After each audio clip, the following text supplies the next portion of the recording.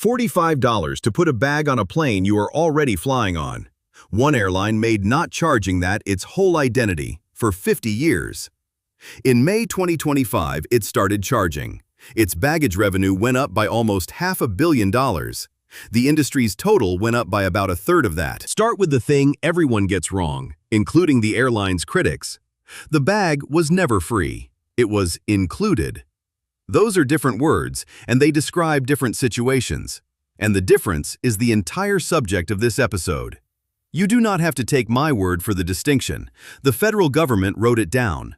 When the Department of Transportation defines an ancillary service in its own regulations, it calls it an unbundled service that was traditionally included in the base fare of a ticket.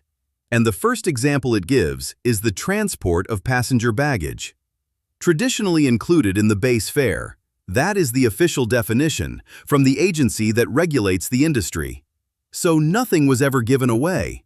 A cost that used to sit inside one number was moved outside it. The plane still burns the fuel. Someone still lifts the bag, weighs it, scans it, loads it, and finds it when it goes to Denver without you. None of that got cheaper. It got itemized. Here is the part that makes unbundling more than an accounting trick. Imagine two people flying the same route on the same day. One is going for a weekend and has a backpack. The other is moving apartments and has 2 suitcases. Under a single price, both pay the same, which means the backpack passenger is paying part of the cost of moving somebody else's furniture. Split the price and each pays closer to what they use. That is the honest version of the argument, and it is a real argument. But there is a second effect, and it is the one that actually drives the decision. When you pull a cost out of the headline number gets smaller, and the headline number is what people compare. Nobody sorts flights by total cost of travel, they sort by fare.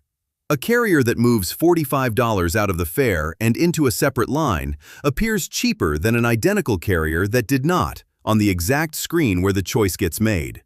That is not a small advantage, that is the whole game. And the incentive it creates does not stop at the ticket.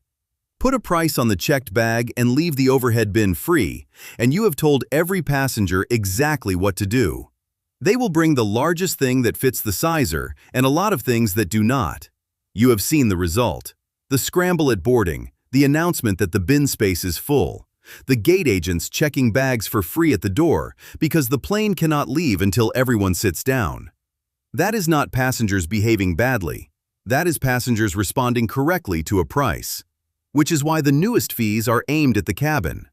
Several carriers now charge for a full-size carry-on as well, and the choice a passenger faces is no longer whether to pay, but where. For about 50 years, one large American carrier refused to play it. Southwest built an entire brand on 2 free checked bags. It was not a quiet policy buried in a terms page. It was the advertising. It was the slogan. It was the thing the airline was known for by people who had never flown it. That looks like generosity. It was strategy, and a good one. When every competitor charges for bags and you do not, you are not just cheaper for the passenger with a suitcase. You are visibly, memorably different in a market where the products are otherwise nearly identical seats on nearly identical planes. The free bag was doing marketing work that would otherwise cost money, which raises the obvious question. If it was working, why stop? The announcement came in March 2025, and the fee took effect on the 28th of May. $35 for the first checked bag, $45 for the second. Exceptions for certain fare classes, frequent flyer tiers, credit card holders, and active duty military. But for the ordinary passenger buying an ordinary ticket, the thing that had been free for half a century now cost money. 11 months later, in April 2026, the first bag went from $35 to $45, and the second from $45 to $55. So the sequence, for one carrier, inside a single year, free, then $35, then $45. Now we can stop talking about announcements and look at what happened, because this is one of the rare business stories where the federal government publishes the answer quarterly. Every large U.S. carrier reports its baggage fee revenue to the Department of Transportation. The Bureau of Transportation Statistics puts it in a table by airline, by quarter. Anyone can read it. Here is Southwest across 2025 in millions of dollars. 21, then 55, then 227, then 279. The fee started at the end of May, which is why the second quarter only catches about a month of it. The third quarter is the first full one. From the first quarter of the year to the last, the number goes up 13 times over. For scale, across all of 2024, Southwest's baggage revenue was $83 million for the entire year, running at roughly $20 million a quarter and completely flat. That was fees for overweight bags, oversized bags, and the third bag onward. The first two were free, so almost nothing came in. 1 year, $83 million to $582 million. Now, the part I did not expect when I started reading these tables. Southwest's baggage revenue went up by $499 million in 2025. The entire American airline industry's baggage revenue went up by $170 million. Read those twice. One airline added $500 million.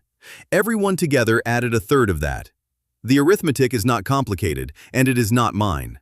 Total 2024 baggage revenue across all reporting carriers was about $7.27 billion. Total 2025 was about $7.44 billion. Subtract, and the industry grew by roughly $170 million, while one of its members grew by roughly $499, which means the rest of the industry, added together, took in about $329 million less than the year before. If the money did not come from nowhere, whose numbers went down? Not evenly. American was down about $36 million. Delta and United were both slightly up. JetBlue down $67. The two biggest drops were Spirit, down $229 million, and Frontier, down $115. Those are the ultra-low-cost carriers, the ones whose entire model is a very small fare with everything separated out. Baggage fees are not a side business for them. Baggage fees are a large part of why the fare can be that low in the first place. So the year the last free bag carrier started charging, the carriers most dependent on bag charges had their worst year for that revenue. That is a tidy sentence, and the biggest number in it does not belong. Spirit filed for Chapter 11 bankruptcy protection in November 2024. It came out in March 2025 and filed again 5 months later, in August. On the 2nd of May 2026, it stopped flying altogether after 34 years. So Spirit spent most of the year we are reading inside a bankruptcy and did not survive the following spring. An airline in that condition sells fewer seats and checks fewer bags for reasons that have nothing to do with Southwest. Its $229 million drop is the weakest evidence in the set, not the strongest. Set it aside. What is left still stands. Frontier, which is still flying, was down $115 million. JetBlue down $67, American down $36, and with all of them inside it, the industry total still grew by only a third of what one airline added. The tables show what happened. They do not show why. Passengers may have moved between airlines. A federal revenue table records amounts, not motives. What the data supports is this: the money moved, and it did not multiply. It is worth sitting with how unusual that is. Most of the time, when a large company adds a new revenue line, the industry total goes up by roughly that amount, because the money is coming from customers who were not paying it before. Here, $499 million appeared on one balance sheet, and the industry gained $170. Somewhere between those two numbers, most of it was not new. That is the mechanism, and it is worth naming clearly. A baggage fee is not additive. It does not simply create new revenue by existing. It is positional. Its value depends on what everyone else is doing. When one carrier charges and another does not, the fee earns money from its own passengers and, at the same time, hands a marketing advantage to the competitor who does not charge. When everyone charges, the fee still collects money, but the advantage disappears because there is no longer a cheaper-looking option to lose customers to. Southwest spent 50 years being the exception. The exception was worth something precisely because it was an exception. When Southwest stopped being it, that value did not transfer to Southwest. It stopped existing. The industry did not get $499 million richer. One company collected more, several collected less, and a distinctive position in the market was removed from the board. There is a second half to this story, and it is about a different question entirely. Not how much, but where you see it. Since 2011, federal rules have required airlines to disclose baggage fees. On the airline's own website, all optional service fees in one place. On the first screen showing a fare, a notice that additional baggage fees may apply and where to find them. On the e-ticket confirmation, the actual amounts. When fees change, a notice on the homepage for 3 months. Read that list carefully. Every one of those requirements is about making the information findable. None of them require the number to appear next to the fare when you are choosing. That distinction is the difference between a fee you can look up and a fee you can compare. In April 2024, the Department of Transportation finalized a rule that would have closed exactly that gap. It defined a category called critical ancillary services, the first checked bag, the second checked bag, a carry-on bag, and ticket changes and cancellations. And it required the actual fee for each to be displayed the first time fare and schedule information appears after you search on every airline and ticket agent platform, including when you arrive from a comparison site. Not findable. Displayed on the screen where the choice is made. Airlines and their trade association went to court. In July 2024, the Fifth Circuit stayed the rule while the case proceeded, and that is where it stayed. The rule was finalized, challenged, and frozen before it ever applied to a single ticket sale. The department itself later wrote that consumers experienced no change in the airline ticket purchasing process as a result of the 2024 rule because it had been stayed before taking effect. The full appeals court, sitting en banc, vacated the rule. The reasoning matters, and it is not the one most people would assume.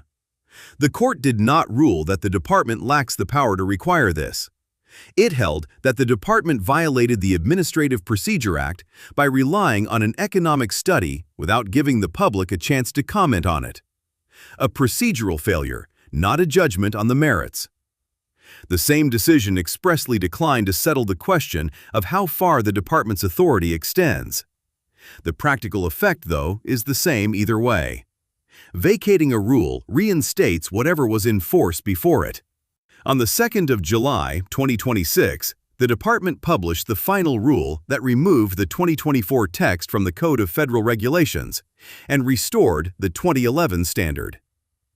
Findable, not comparable. Back where it started. Put the dates in one line and the shape of it is hard to miss. April 2024, a rule requiring the bag fee next to the fare is finalized. July 2024, it is frozen. May 2025, the last major carrier offering free checked bags begins charging $35. February 2026, the rule is vacated. April 2026, that carrier's fee becomes $45. July 2026, the rule is formally removed and the older, weaker standard returns. Nobody coordinated that. Different actors, different motives, a court ruling on a procedural question that had nothing to do with any airline's pricing committee. But the direction is consistent. Over 14 months, the last visible alternative disappeared. The price went up, and the requirement to show that price at the moment of comparison went away without ever having taken effect. So here is what you are looking at the next time you sort a list of flights by price. You are sorting by a number that no longer includes something almost everyone brings. The rules require that the fee be available. They do not require it to be next to the fare. The one carrier whose fare used to include it does not anymore. That is not a conspiracy, and it does not need to be. It is what happens when the number people compare and the number people pay are allowed to be different, and when nothing in the system pushes them back together. The bag was never free. It was in the fare. Now it is next to the fare, one click away, in a place you have to go looking for. And once everyone is charging, the $45 is not buying anyone an advantage. It is just the price of a suitcase.